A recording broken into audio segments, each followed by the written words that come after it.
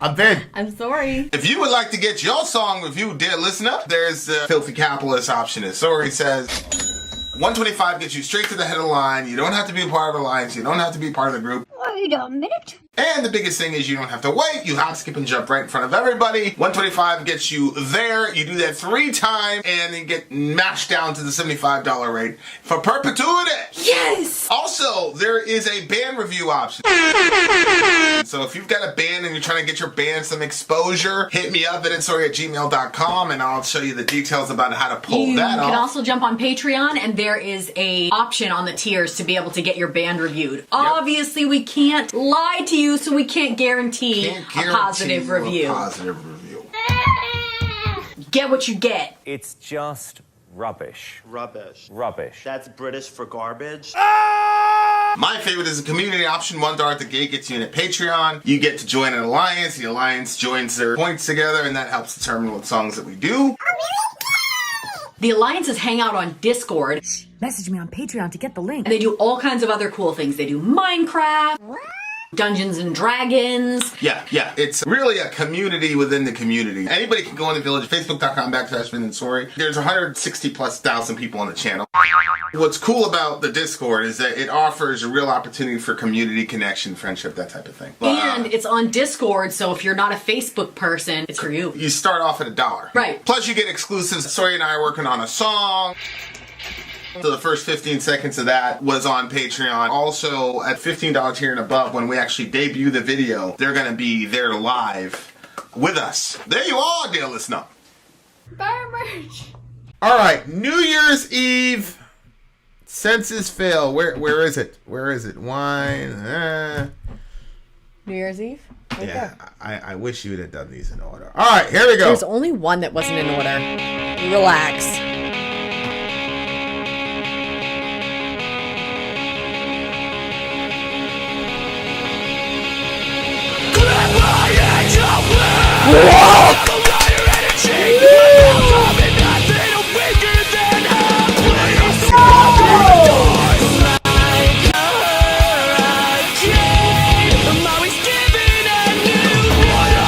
Wow.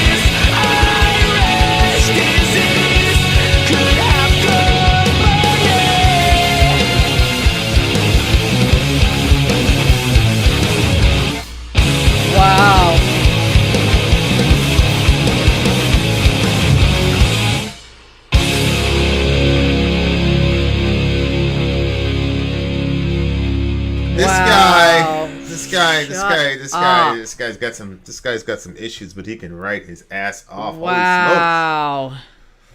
Holy smokes, this dude can write. Looks like he's having a hard go of it. Yeah. It's really cool too, because I don't know if the homie did this on purpose, but the previous song was about people putting on facades. Yep. And this is one where he's just being real. Yeah. You know what I'm saying? Yep. And you talked about this like with relationships, where it's like we're at the beginning of relationships when people are really like about to turn that corner and get exclusive. You should just say, here's where I messed up, here's where you're messed up, or here's where I messed up, where are you messed up? Yep. And let's see if our various mess ups can coincide. Yeah. You know what I'm saying? Can I work with your screw ups? Yeah, and what he's saying is,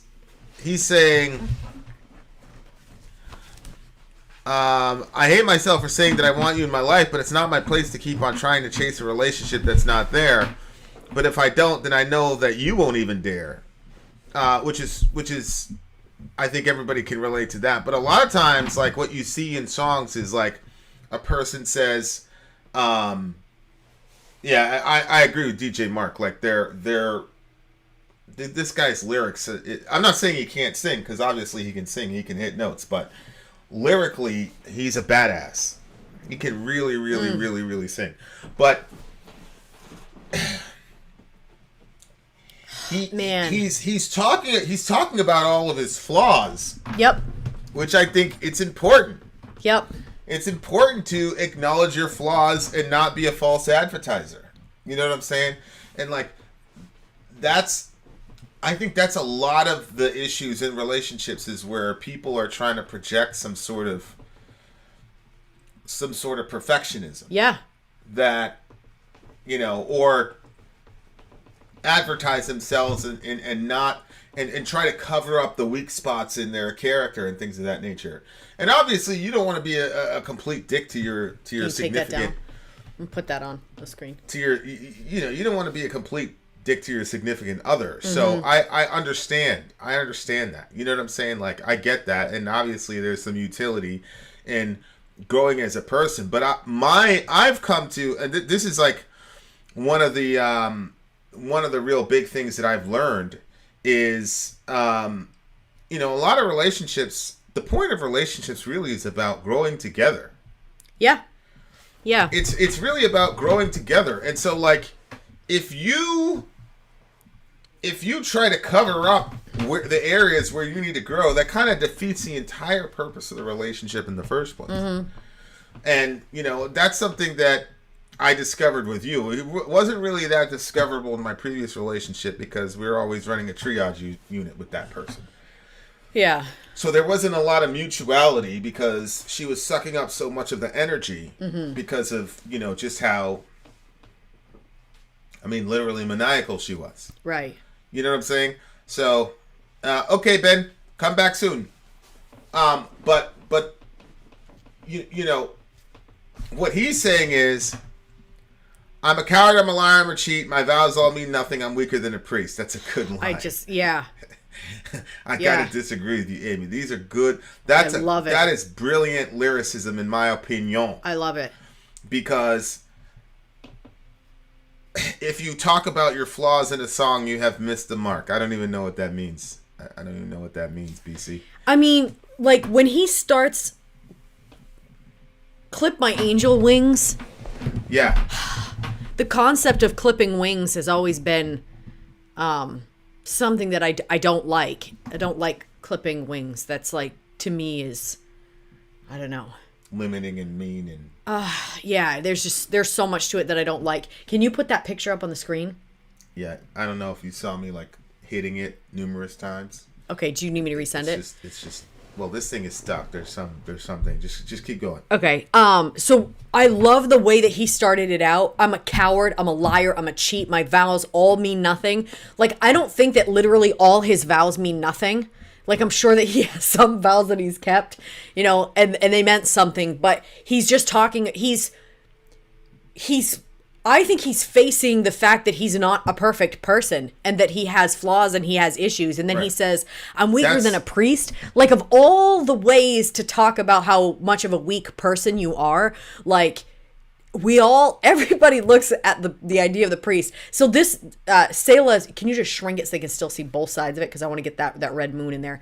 So Selah's been working on creating different forms of art, and this is like the most recent. Selah's she's 11, so this is the art that she came up with today, and I was like, okay, she's getting it. Like, she's getting that there's two sides. Like, she's got a world and an underworld. There's a demon on one side, there's a praying one on the other, there's falling stars in one, but there's a blood moon. And I love that we're teaching the kids that you're not all of one thing, and that they're seeing within themselves that they're not all of one thing either.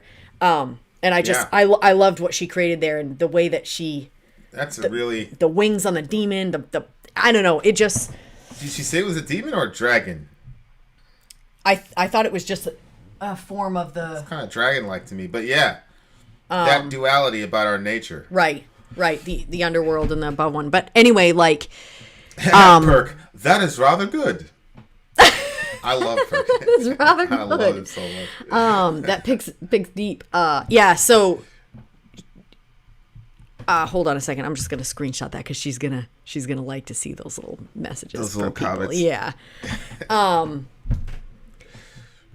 So anyway, like, just when he's talking about it, I just really, really, really liked it. Like, that honesty, because. How did you interpret "Clip My Angel Wings"? Oh, I interpreted that as, look, you may perceive me to be like, I still have these angel wings, but you might as well clip them, because I'm a coward, I'm a liar, I'm a cheat. Like, just because I look like I'm good, I'm really not. Right. Like, I have my issues. So he probably, he projects out to his crowd, or the people that he does this music with. What? Yeah, but this is a relationship song. Girls tend to idealize the artistic guy. Yep. If the guy is artistic and he's got some torment, girls love that shit. Yeah. They love it.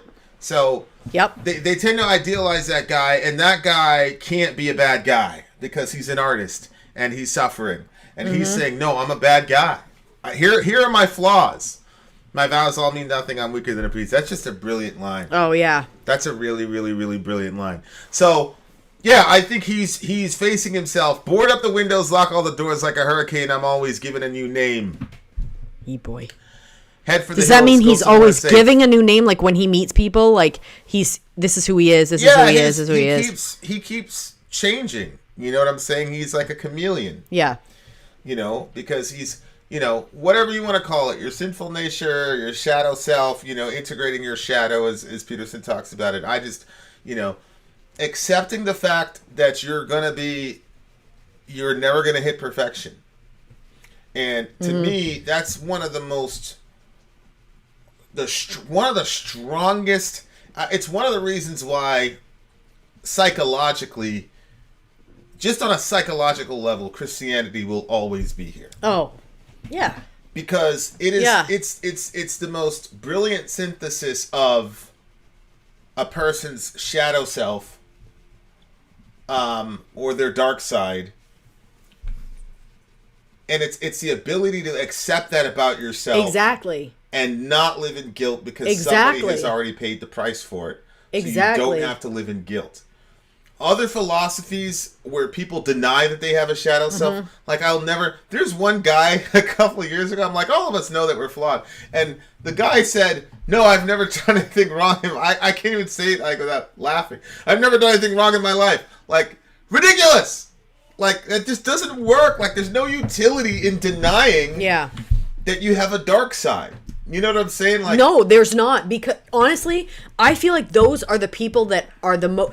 Like Jordan Peterson was saying, like, those are the people that you should be the most terrified of. Yeah. The people that have not acknowledged their dark side. So really, they don't have a handle on it, because they won't even... They're not even a strong enough person to face the fact that they're a fuck up in areas. Like, that's all of us. We all have that. And religion, even our religion, if you're in certain subcultures of our religion, there's not enough there to even help you deal with it. I mean, for the longest time, I wouldn't face that side of myself, even though I knew, Jesus died for your sins, blah, blah, blah. But really, the conversations with you and Jordan Peterson discussing the shadow self was really what helped me to say, okay, you know what? I'm capable of, I'm not going to sit here in judgment of all these other people. I used to sit in judgment of people that did horrible things.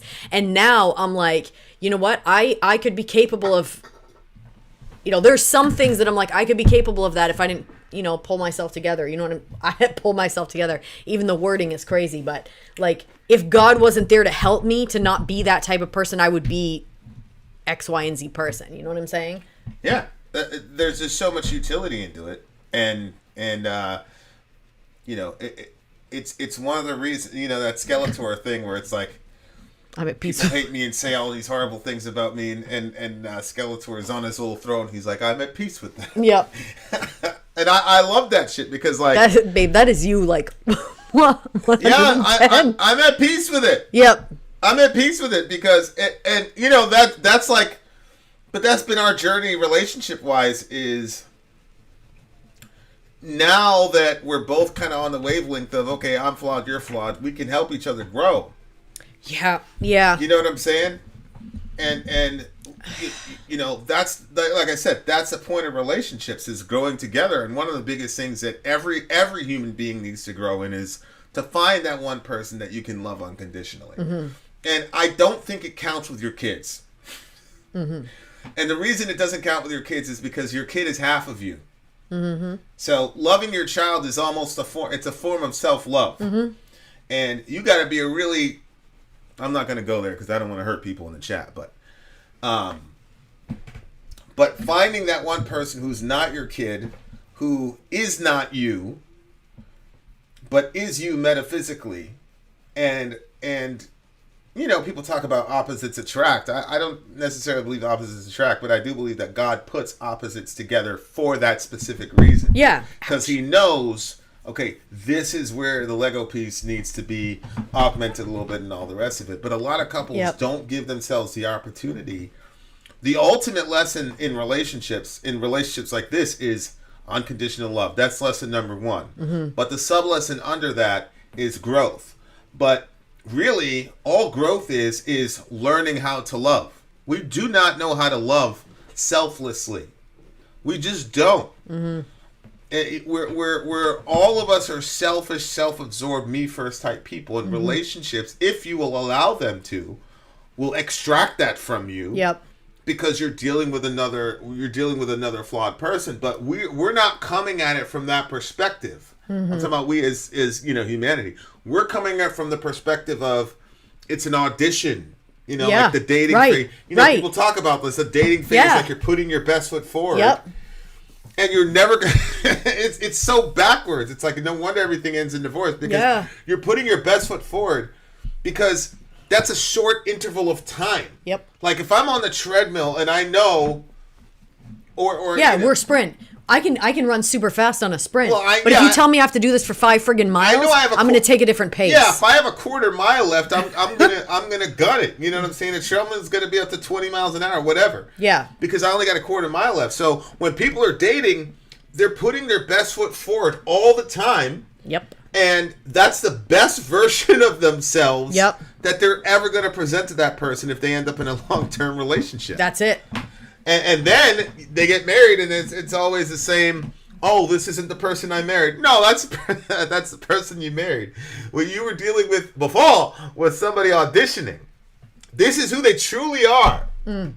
You know what I'm saying? So, yeah. But if you have the mindset where you know that, look, we're all flawed, we all have issues, we're all cowards and liars and cheaters and all these things, then you could say to yourself, all right, if somebody's only putting forth all good stuff, then you have to find out. You have to know who that person is. Don't go marry someone that's a perfect person, because they're not. And you're going to find that out in a really, probably in a very difficult patch. All of a sudden, you're going to see their true colors and who they really are. But every single person has issues. So you gotta say, like, am I, like, the other thing too is, if you can have a relationship where you can both be honest with each other to say, hey, this is where you have an issue. So I was listening to this guy, and he was saying, look, your parents, most parents are not going to tell you where your problems lie, because you, like you said, you're a reflection of them. They some parents are going to just kid glove their kids the whole time, and they're not going to actually say, hey, look, you have a problem with this, and this is a destructive pattern that you have. Where other parents are just going to, they don't even want to deal with it. So they're just going to just leave that on the side. Your friends, they want to have a good time with you. So they're not trying to piss you off by saying, look, you're a really freaking selfish person. Yeah. So your friends aren't going to tell you either. So it's like, who in your life is going to be the person that's going to tell you the truth to say, hey, look, this is a problem. This is a weakness of yours. And so if you can have a relationship where you're both able to say, hey, like, this is that's not good, and you can have that honest conversation with each other, then you can grow closer together. It's a difficult,